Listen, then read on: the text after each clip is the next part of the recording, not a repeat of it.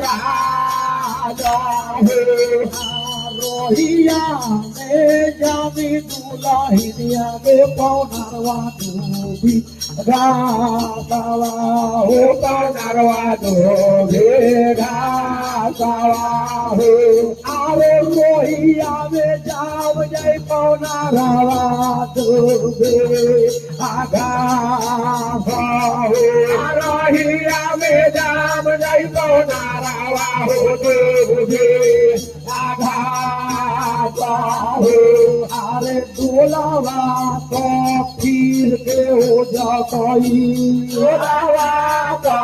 बेटे हो जाता है पर सौदी पूरा राजावा हो सौदे पूरा राजावा हो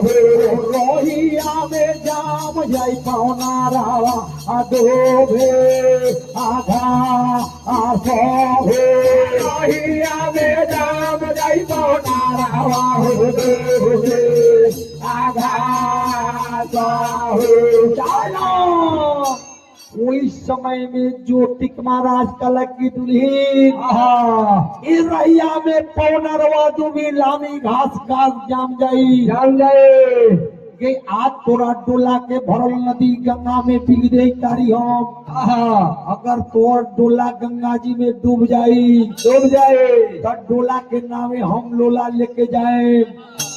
आए दुल्हीन और क्रिया लेके राजपुरों में चल जाए लेकिन डोला लेके नहीं आए रैया में पौनरवा दुबी घास जम जाई लेकिन तोर डोला फिर के राजपुर समतीपुर में जाए लेकिन राजपुर में ना जाए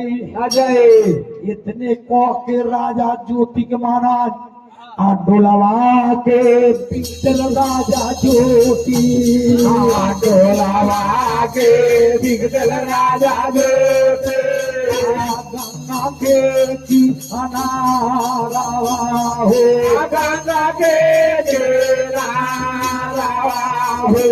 अरे गोर कर के डोला डूब गल नदी गंगा मौजे आधा बल बोले डूब गल नदी गंगा हो मौजे आधा अरे डोला तो डूब तेरे गेलवा